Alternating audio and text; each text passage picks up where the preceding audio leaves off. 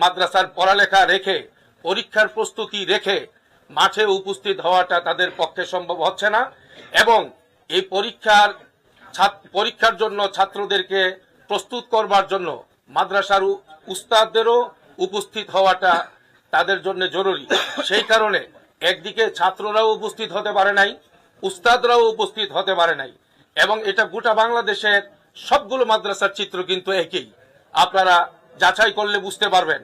এত সব সত্ত্বেও আলহামদুলিল্লাহ মাদ্রাসার ছাত্ররা উপস্থিত হতে পারে নাই, উস্তাদরাও ব্যাপক পরিমাণে অন্যান্য বৎসরের মতো আসতে পারে নাই, বিদেশি মেহমানরা যেন আসতে না পারে সেই জন্য একটা পরিস্থিতি তৈরি হয়ে গেছে অলরেডি।